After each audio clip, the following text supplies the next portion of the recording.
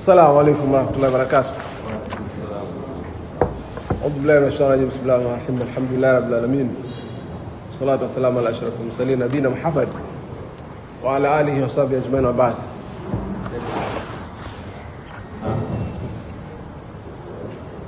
Kwanza tumshukuru Allah Subhanahu wa Ta'ala kwa kutanyika tena mara nyingine katika mkutano wetu huu mwaka, na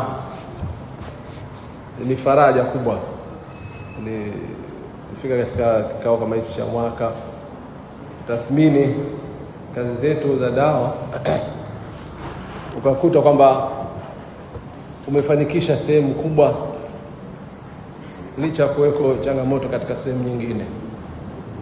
Sehemu kubwa daima ndizo ambazo zinafidia zile ndogo ambazo zilikuwa zina kasoro siku zote. Ndio maana hata watu katika jamii ambapo tunakuwa na makafiri na Waislamu wengi hawataji tena makafiri, kwa hawana nafasi, inabaki nafasi ya watu wengi. Musa walipomwamini watu wake ndani ya Bani Israila, wengine wale watu wa Firauni hawakukubali, lakini si kwamba watu wote wa kaumu ya Firauni walikuwa hawakupokea ujumbe, lakini kwa sababu kwa ni wachache wamepotea, kwamba wao hawakuamini.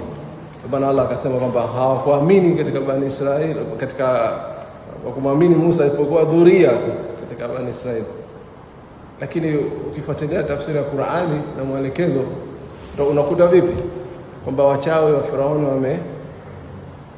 wamemkubali Musa, au sio? Mwalimu Yusuf hawakubali, wamekubali.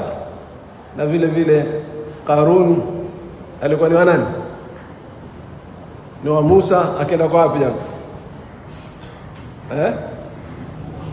Qarun ni wa Musa, lakini akaenda kwa nani? Kaenda kwa Firaun. Kwa hiyo angalia mbadala. Licha matatizo pale na pale ambayo yanatokezea katika kazi zetu, lakini tufahamu kwamba tunakwenda mbele. Kwa hivyo yale makasoro mengine haya maana yaachwe yakuwa yanafidiwa siku zote, lakini yanapaswa vile vile kutengenezwa yakawa mazuri. Na sisi kama jumuiya ya hukum na jumuiya nyingine zote za Kiislamu tunakuwa na malengo makubwa, na malengo yetu makubwa ni kutengeneza maarifa sahihi ya Uislamu, na kutoa umuhimu msitizo zaidi katika swala zima la elimu. Hii ni nukta yetu ya mwanzo fupi kabisa, kwamba jumuiya zote za Kiislamu lazima zipe umuhimu swala zima la elimu. Sisi jua letu elimu na maendeleo, na nyingine zilikuwa hazina elimu na maendeleo, basi lazima ziwe zina elimu na maendeleo ndani ya nini? Ndani ya misingi, kwa sababu ndio kazi kubwa ya dawa katika elimu na maendeleo. Na hapa tunazungumza elimu zote, kuanzia elimu ya dini na elimu za nafsi, elimu za jamii na elimu ya tarehe. Sitiza hizi hapa, sababu hizi sisemi engineering, sio uhandisi na nini. Hizi nilizozungumza ndio zinapaswa jumuiya yetu na jumuiya nyingine yote ya Kiislamu kuzipa umuhimu, kwa sababu hizi ndizo zinazoingia ndani ya nafsi ya mwanadamu. Hizi elimu tulizozitaja, umetaja ngapi? 3 elimu ya nafsi. Hapa nakusudia elimu ya saikolojia, ndio elimu ya nafsi. Sababu saikolojia anazungumza na nini? Anazungumza na nafsi. Alafu elimu ya jamii, social, Dr. Masudi hapa. Na elimu ya nini? Elimu ya tarehe. Hizi ni elimu jumuiya yoyote inayofanya katika dawa ikiwa kuzingatia katika elimu hizi, basi zitakuwa haina nafasi katika jamii. Huwezi kuingia katika nafsi za watu kama hujajua nafsi, watu utayarishwa nafsi uko vipi. Na sasa hivi imesahilishwa elimu hizi kwamba zimekuwa ni sayansi. Sawa? Na zote ukuta Mtume SAW mfano akijua nafsi za watu wake, anawajua watu, anaona ataka nini huyu, azungumze naye vipi, ikuwa ni mdogo, ikuwa ni mkubwa. Tumeona jamaa. Kwa hivyo vitu hivi, ikiwa jamii yote au jumuiya yote ya Kiislamu haipo katika vitu hivi, basi inakuwa mushkila. Kitu kingine cha pili hapo vile vile katika elimu ya tarbia, malezi. Hii ni muhimu mno. Kwa tarbia salama ndio yenye kuleta nini? Yenye kuleta mabadiliko makubwa ndani ya nafsi. Na ndio alikuwa akifanya Mtume sallallahu alaihi wasallam. Tumekalea watu. Kalea vijana, kalea watu wazima. Na alipokuwa analea vijana ilikuwa ni rahisi kuliko kulea nani? Kule watu wazima. Nafikiri tukubaliana katika nukta hii. Kwa nini watu wazima wamekuwa mashaka? Kwa sababu watu wazima tayari wana nini? Wana zile rawasikh. Yaani vitu vimeganda na nafsi zao. Kuviondosha sio rahisi. Lakini wakubwa kwa vijana na shiina hao wanabeba vitu vizito. Wazee wanaweza wakenda mpaka akifika pahala wakarudi tena kule itaja maji. Ndio mkoba mnachukua maji. Ndio mkoba mnachukua maji.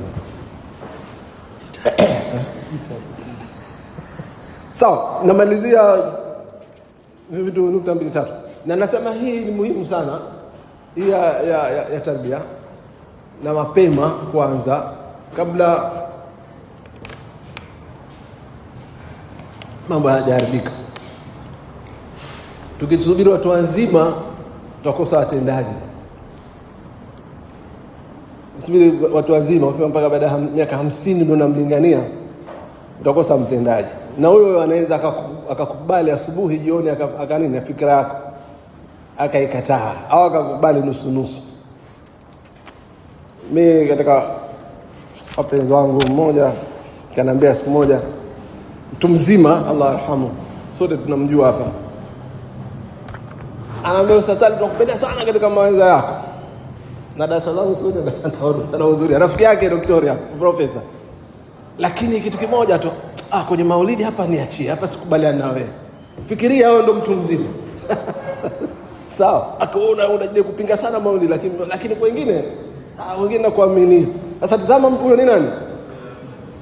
Ndio tatizo la watu wazima katika dawa. Nafikiri tumefahamu jamaa Kwa hivyo lazima tumfanya dawa tujitahidi katika watoto. Nukta nyingine muhimu, marekebisho katika umma. Kunahitaji kutambua umuhimu wa nafasi ya watoto kimalezi. Wewe tunasema hapa tusisitize katika dawa yetu malezi ya vijana.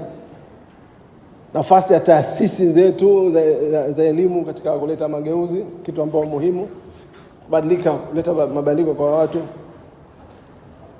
Na nafasi ya mwanadamu mwenyewe katika kuleta mabadiliko vile vile. Kwa hivyo lazima kuonyesha umuhimu wa nini? Kujenga nafasi kwa watoto, kuwajengea uwezo wa kujiamini. Alafu taasisi zetu za kidini lazima nasema mara tatu, lazima ziwe na nafasi katika kutengeneza curriculum za taaluma katika jamii. Lazima, ikiwa kushirikiana na watu wengine, taasisi husika, lakini lazima ikiwa taasisi yote ya dini haina nafasi katika kutengeneza mitaala, curriculum za masomo katika jamii, basi inakuwa haina nafasi ya dawa. Sawa. Hiyo ni kabla ya nukta ya mwisho. Nukta ya mwisho ambapo nataka kuzungumza ni sama kuokoa umma. Ikiwa sisi tunataka kutengeneza umma, tujue kwamba umma hautengenezi kwa hamasa. Mtu ana hamasa hivi, ana munkar au mihadhara hapa na pale. Sawa jamaa, mihadhara ya hapa na pale. Bali kuokoa umma, kusaidia watu, lazima kuwa na mipango, khuta zilizokuwa tunasema sema jabara au khuta kamila. Mipango ile kwa nini? Ilikuwa kamilifu. Sawa. Hiyo ni nukta ndio kuzungumza, na ya kusaidia tu nukta nyingine mwisho kwamba tutengeneze akili zilizokuwa nzuri. Sasa hivi katika dawa bora nifunge hapa nisiendelee nukta nyingine prof. Katika dawa sasa hivi tumefika katika pahala pabaya mno. Watendaji wa dawa takriban wengi tumekuwa tunafikiri au tunasubiri masuluhisho ya kimiujiza. Sawa? Yaani katika dawa, ufanya dawa sasa hivi tumekuwa tunasubiri masuluhisho ya kimiujiza. Kwa maana nini? Hatutaki sisi kufanya zile kazi, lakini tunataka vitu viteremke kama vilikuwa viteremka wakati wa Musa alayhi salam, viteremka wakati wa Isa alayhi salam. Ndio tunatarajia vile, maana hululi zile samawia zije bila sisi kufanya kazi. Kila mmoja anarejea katika aya ya surati Yunus. Musa anamuomba Mola, ewe Mola wangu, umejalia Bani Israeli au nani Firauni, umewapa mali, umewapa na zina na mapambo, liudhilu asabili, kwa sio hao vitu wote wanavitumia kusaidia kufanya nini? Kupotosha watu wako. Basi Mola wangu itmis, yani vuja, haribie, poteza mali zao, na alafu shuhuda alai, maana mshuhuda wake wachivu wewe wabaki katika hali yao hiyo mpaka yarao adhabu alani, mpaka watakapoona adhabu kali. Jawabu limekuja vipi? Na hapa ndio tunataka tukazingatie sote katika dawa. Tusubiri hululi zile zije vitu muujiza, sasa tufanye kazi. Dua nyingi tulikuwa tunaleta, bana vunja makafiri chini ya miguu yao, fanya hivi, nini? Tikisa ardhi, au sio? Ya Rabbi, vipi? Musa kaambwa vipi? Malmusuf, Musa kaambwa vipi katika aya hiyo? Upo umekaa mbali tu. Tumejibiwa dua yako, mmejibiwa dua yenu wewe na nani? Yeye na Harun. Lakini fanya nini?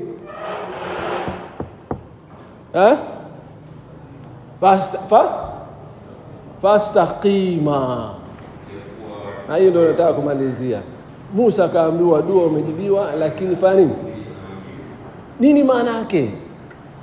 Umejibiwa dua imejibiwa, ilikuwa alhamdulillah, dua imejibiwa.